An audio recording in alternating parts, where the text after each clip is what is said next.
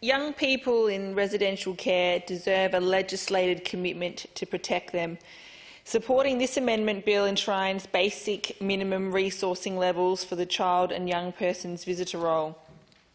Young people in residential care are children who cannot remain safely with a parent, do not have a foster home and cannot be placed in kinship care. They are amongst the most vulnerable in the state, and they often do not have a single known adult on their side to advocate for them. The amendment bill resources the caretaker role responsible for looking after those children. The role was recommended by Margaret Nyland in the Child Protection System's Royal Commission report back in 2016 and introduced in 2017, yet has never had resourcing certainty.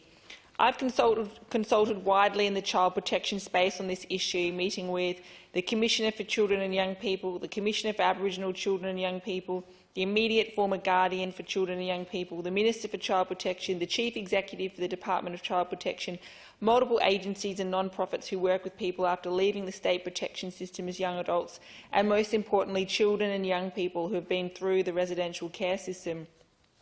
Stakeholders do agree that the basic level of resourcing prescribed in the amendment should be enshrined in legislation, as is the current standard for other roles under the Guardian for Children and Young People, which include the Guardian role and the Training Centre visitor role. The wording is the same. The wording makes the resourcing obligation consistent across the three roles. I was spurred to this legislation by reading of the death of 13-year-old Zane Chilcott, who died by suicide, having only been visited once a year by an officer from the Department of Child Protection. He hated residential care so much that, having been told he would stay there until he was 18 years old, he killed himself. He left behind a suicide note stating, "I don't want to be in care, I want to be with you, Mum." Zane was last visited in February 2016 and he passed away that July. Had this resourcing been in place, he would have received a visit in May, 3 months after his prior visit. That visit may have saved his life and it could have acted as a crucial intervention point. A number of young people have said they would rather spend time in Kalana Tapa Youth Training Centre because they feel safer, heard and better supported in the youth prison system than in state residential care.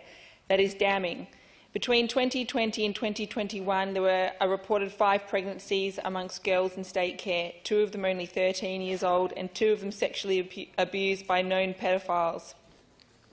In a report commissioned for the Guardian for Children and Young People, one youth is quoted as saying, "I've got everything in Kalana Tapa that I wish I had on the outside. This place is so much better than being on the outside in those houses. There's no proper support to get you back to school and all that stuff." They report feeling let down and they report feeling overlooked. This amendment should not be about political point scoring. It's too important for the major parties to be playing games at the expense of vulnerable children's lives. 4 visits per year from the same consistent adult who cares about their needs, will listen to their concerns and take their word seriously is the absolute minimum commitment. That is all the legislation is asking for. Children are committing suicide, young people are being abused. It's neglectful and abhorrent that there is currently only a commitment to visit them once per year. Our children and young people deserve better. In fact, the Minister for Child Protection herself yesterday said, and I quote from the Hansard, "We have also very, very importantly provided funding for the child and young person's visitor. Members who were in the last parliament would be aware that there was much advocacy and questioning of the previous government and the previous minister about the refusal to provide any ongoing funding for the role of the child and young person's visitor. To link that to the question the member asked, having a funded child and young person's visitor to oversee children in care, oversight how they are going and be an advocate for them is incredibly important in terms of our ongoing continuous efforts to improve children's lives and to improve their safety. It was really disappointing that the previous government simply refused to provide that ongoing funding. As people would be aware, the previous Guardian, as a result of the lack of funding, actually resigned from that role. One of the really clear actions that we have taken on coming to government is to fund that role for the child and young person's visitor.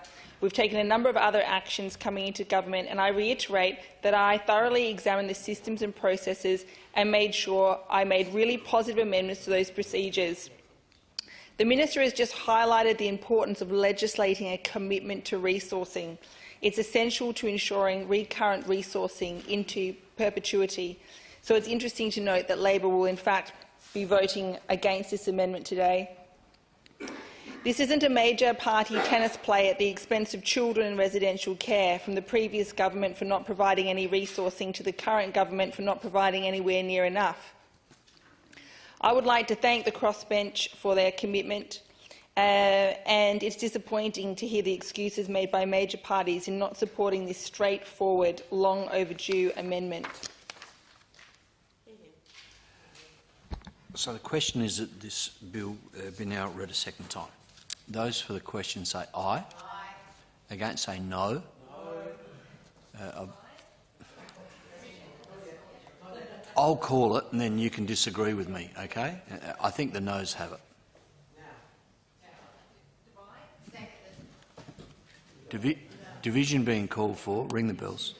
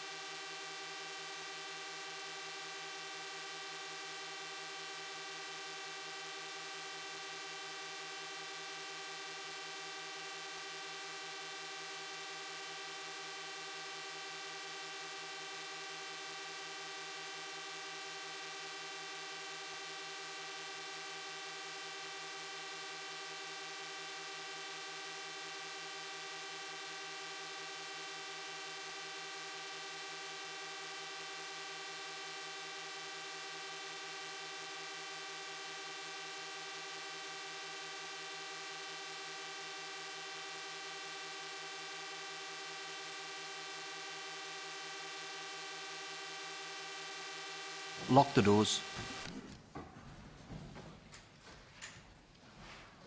The question is that this bill be read a second time. The ayes will pass to the right of the chair, the noes to the left of the chair. I appoint the Honourable Ms Game as the teller for the ayes and the Honourable Minister as teller for the noes.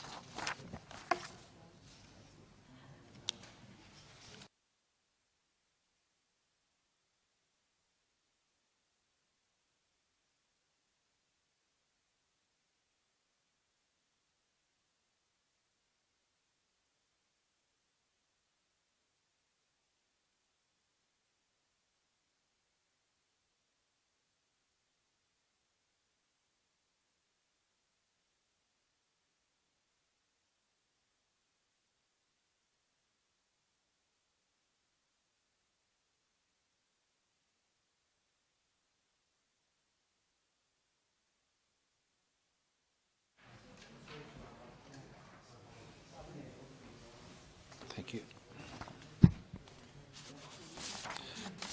There being 5 ayes and 12 noes, the bill won't be read a second time.